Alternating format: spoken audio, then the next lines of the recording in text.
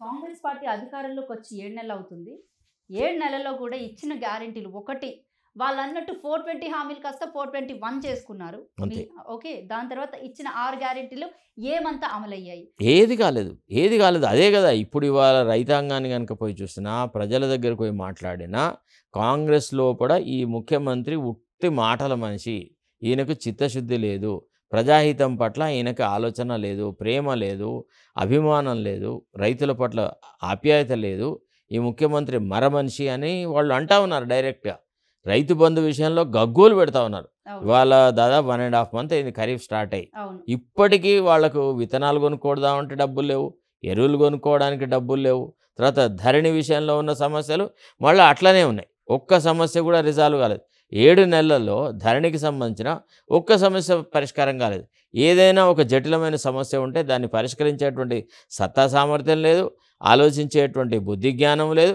కాకపోతే ఏం చేస్తాడు, ఒక కమిటీ పెట్టేసి దాన్ని పోస్ట్‌పోన్ చేస్తూ ఉంటారంట. సో ఆ రకంగా ఈ ప్రభుత్వం పరంగా ఇప్పటివరకు జరిగిన దాంట్లో ఏం మేలు జరగలేదమ్మా. రైట్. మరొక విషయానికొస్తే కనుక ఇదే క్వెషన్ ఇందాక మిమ్మల్ని నేను అడిగాను. ఏమని? డీఎస్సీ విద్యార్థుల విషయంలో కనీసం పట్టాపట్లేని ఉన్నట్టు రేవంత్ అదే కదా! అసలు ఇప్పుడు ఒకటేందంటే, ఒక ముఖ్యమంత్రి అంటే మనం వీఆర్ ఇన్ ఎ డెమోక్రసీ. అవును. ఇక్కడ ఏ సమస్యనైనా గానీ చర్చల ద్వారా పరిష్కరించుకోవాలి. అవును. ఆందోళన చెందుతున్న కొంతమంది విద్యార్థులు ఈనాడు నిరసన బాట పట్టినారు. వాళ్ళు ఒక రకంగా స్ట్రైక్ చేస్తా ఉన్నారు, అవును. ఉద్యమాలు చేస్తా ఉన్నారు. అవును. వాళ్ళ దగ్గరికెళ్ళి మాట్లాడాలి కదా పెద్ద మనసుతో. అవును. అసలు మీ సమస్య ఏంది? ఇగో మీ సమస్యకి ఇది పరిష్కార మార్గం. మీ ఇంకా కోరికలు 4.5 గొంతమ్మ కోరికలు. సంవత్సరాల టైం ఉంది. ఆ లోపల మళ్ళీ మనం పోస్టింగ్స్ ఇవ్వలేమో, ఎగ్జామ్స్ పెట్టలేమో అన్న క్వెషన్ కూడా ఆయన అన్నారంట. అసలు ఏది మాట్లాడలే. అసలు వాళ్ళని అపహాస్యం చేస్తూ స్పీచ్‌లు ఇచ్చినాడు. వాళ్ళ దగ్గరికి పోయి మాట్లాడడం కాదు కదా!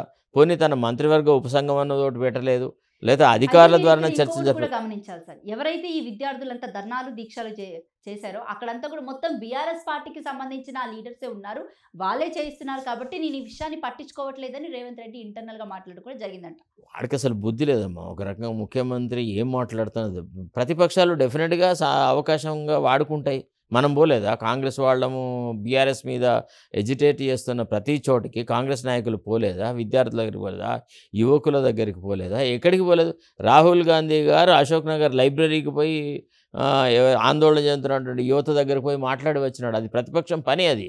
ఇప్పుడు బీఆర్ఎస్ వాళ్ళు వచ్చినంత మాత్రంలో కూడా ప్రజలు నీకు శత్రువులు అవుతారా? అండ్ ఇంకొక నీకేమైనా విషయానికి రాజకీయమైన వచ్చేసి వైవిధ్యం ఉంటే బీఆర్ఎస్‌తో ఉండాలా. స్టూడెంట్ లీడర్స్ మీరన్నట్టు ఇంత పెద్ద ఎత్తున అంతలా గందరగోళం అంటే లైక్ ధర్నాలు, దీక్షలు చేసినా కూడా మీడియా మీడియా పరంగా చూస్తే సోషల్ మీడియా తప్ప ఏ శాటిలైట్ మీడియా కూడా కవరేజ్ అనేది చెయ్యలేదు. మొదటి 2 రోజులు మాత్రమే చేసింది. మిగతా రోజులైతే అసలు కనీసం పట్టాబట్టలేనట్టే కూర్చుంది. కరెక్ట్. అంటే విషయం ఏందంటే యాక్చువల్లీ ఈ పత్రికలు ఉన్నాయి గదా! ఈ శాటిలైట్ మీడియా అంతా ఇదంతా రేవంత్ రెడ్డి గుప్పిట్లో ఉన్నాయి. ఎందుకంటే వాళ్ళకి గావాలి ఫుల్ పేజ్ యాడ్స్ కావాలి. అడ్వర్టైజ్‌మెంట్‌ల కోసం చెప్పి వీళ్ళు బానిసల్లాగా మారినారు. ముఖ్యమంత్రికి ముఖ్యమంత్రి యొక్క పరువు ప్రతిష్టలు కాపాడడానికి.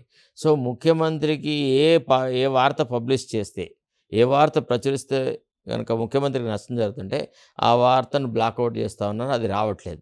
సో ఈ పత్రికలను మనం అసలు ఏ రకం కూడా ఒక డెమోక్రటిక్ సెటప్‌లో పత్రికలు పోషించాల్సిన పాత్ర నుంచి ఈ పత్రికలు ఎన్నో రోజుల క్రితమే దూరంగా పోయినాయి. ఇప్పుడు ప్రజలతో ఈ పత్రికలకు సంబంధం లేదు. ఈ పత్రికల్ని ఎవడు చదవట్లేదు. ఎవడైనా సోషల్ మీడియా చూస్తున్నాడు. చేతిలో ఉన్న సెల్ ఫోన్ లోపల యూట్యూబ్ ఛానళ్ళలో ఎక్కడ ఏమొస్తుందో చూస్తున్నారు. ఈ పత్రికలు కేవలము మిరపకాయ బజ్జీలు, సమోసాలు, చపాతీలు కట్టడానికి వాడబడుతున్నాయి ఈ పత్రికలన్నీ. రైట్. మరొక విషయానికి వస్తే కనుక మొన్న జరిగినటువంటి ఏదైతే ఈ స్టూడెంట్స్‌కి సపోర్ట్‌గానే మళ్ళీ సోషల్ మీడియా వెళ్ళడం జరిగింది. చాలామంది యూట్యూబ్‌కి సంబంధించిన జర్నలిస్టులు కానివ్వండి, రిపోర్టర్లు కానివ్వండి, ఓయూ దగ్గరికెళ్ళి రిపోర్టింగ్ చేస్తున్న టైంలో పోలీసులు చేతువాటం చూపించారు జర్నలిస్టుల మీద. చాలా దారుణంగా. ఒక జర్నలిస్టుల పట్నే కాదు, ఆందోళన చేస్తున్నటువంటి విద్యార్థినుల మీద చాలా అసభ్యంగా ప్రవర్తించినారు. అవును. ఎక్కడ పడితే అక్కడ విద్యార్థులను ముట్టుకోవడం. ఎల్ కొడక అని అవును. తిట్టడం కానివ్వండి, అసలు చాలా ఘోరం. నోటి దురుసు అంటే ముఖ్యమంత్రిని సంతృప్తిపరచడానికి కొంతమంది పోలీస్ అధికారులు ఎక్స్ట్రా బిహేవ్ చేసినారు. అది ఒక రకంగా ఏంది అంటే విద్యార్థుల్లో ఒక తీవ్రని అసంతృప్తికి కారణమైంది. తర్వాత ఇప్పుడు విద్యార్థి లోకం ఆలోచిస్తున్నారు. అసలు కాంగ్రెస్ ఓటు వేసి పొరపాటు చేసినామా? కాంగ్రెస్ ప్రభుత్వం వచ్చి మనకి ఏం మేలు జరిగింది అనేటువంటి ఆలోచన ఇస్తున్నాడు. ఆయన ఏమన్నాడు, విద్యా విషయంలో కూడా, ఎడ్యుకేషన్ విషయంలో కూడా ఎలొకేషన్స్ ఎక్కువ చేస్తామన్నాడు. విద్య యొక్క అంటే విద్యా సంస్థల యొక్క నిరుద్యోగ భృతి పునరుజ్జీవానికి ఇస్తానని చెప్పాడు. చెప్పాడు. ఇట్లాంటి ఏ కార్యక్రమాలు చెప్పేటట్లేదు. ఆ గురించిన ఆలోచనే లేదు. మెగా ఎంతసేపు డిఎస్సి మెగా డిఎస్సీ లేదు, బొందగడ్డ లేదు. ఈయన చేయడమ్మా ఈయనకు అసలు ఈయన ప్రయారిటీస్ అంతా వేరే రకంగా ఉన్నాయన్నమాట. తర్వాత ఇంకోటి ఏంటంటే ఈయన పార్టీని కూడా చాలా వీక్ చేస్తూ ఉన్నాడు. అంటే ఇతర పార్టీల వాళ్ళని తీసుకొచ్చి కాంగ్రెస్ పార్టీలో చేర్చడం వల్ల అవును. కాంగ్రెస్లో సహజంగా ఉన్నటువంటి కార్యకర్తలు మీరు చాలా ఇంకొకటి బాగా బాధపడతారు. గమనించాల్సింది ఏంటంటే టీడీపీ పార్టీ నుంచి బీఆర్ఎస్ పార్టీకి ఎవరైతే వచ్చారో ఫస్ట్ వాళ్ళు మాత్రమే కాంగ్రెస్ పార్టీలోకి వెళ్తున్నారు. కరెక్ట్ అంతే.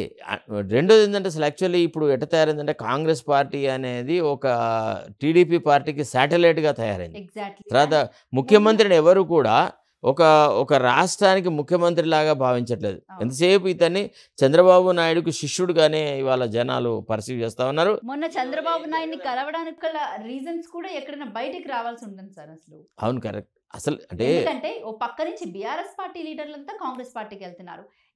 ఇంకో పక్క నుంచి చూస్తుంటే రేవంత్ రెడ్డి ఏమో సీఎం చంద్రబాబు నాయుడు వెళ్ళి కలిసి అసలు చాలా రహస్యంగా మంతనాలు కూడా జరపడం జరిగింది.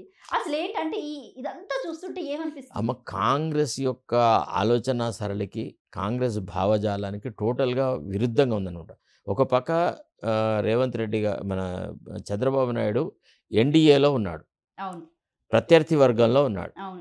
ఆయనతో ఈయన మంతనాలు జరపడము, ఆయనని పొగడము, ఆయన చాలా గొప్ప రాజనీతిజ్ఞుడు అది ఇది అని చెప్పడము, ఇండైరెక్ట్గా ఆంధ్రాలో కాంగ్రెస్ పార్టీ అది ఎందుకు పనికిరాదు వేస్ట్ అని చెప్పడమే కదా. ఈయనకి షర్మిల మీద సహజంగా ఉన్నటువంటి వైరుధ్యాన్ని చంద్రబాబు నాయుడుని పొగడడం ద్వారా తన ఆలోచన సరళి ఏదో ఇచ్చేసినాడు, బహిర్గతం చేసినాడు.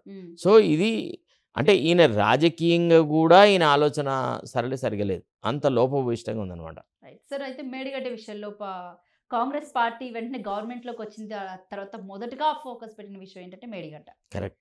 సో మేడిగడ్డ మీద చేసిన వ్యాఖ్యలు కానివ్వండి, లేకపోతే దాని మీద జనాలకి చూపించింది కానివ్వండి, మనం అంతా చూస్తూనే ఉన్నాం. అయితే ఈ రోజు మేడిగడ్డ విషయానికి వస్తే అసలు ఎక్కడ కాంగ్రెస్ పార్టీ నాయకులు కానీ ఏది మాట్లాడట్లేదు. అంటే అలాగే ఆ మేడిగడ్డ విషయానికి వస్తే కానీ 1,00,000 కోట్లు అనుకుంటా కదా సార్, 1,00,000 కోట్లు మళ్ళీ రిపేర్కి అవుతాయి అన్నట్టు. 1,00,000 కోట్లతోని ఆ ప్రాజెక్టులు కట్టినారు. దాదాపుగా ఒక 40-50 లక్షల కోట్లు మళ్ళీ అవసరం పడుతుంది. వాటినంతా ఆ పైర్స్ అన్ని తీసేయాలి, అంటే ఆ మొత్తం డ్యామ్స్ అన్ని తీసేయాలా, మళ్ళీ కొత్తగా కట్టాలా, ఇదంతా మళ్ళీ రీఫర్బిష్ చేస్తే డబ్బు ఎక్కువ ఖర్చు అవుతుంది.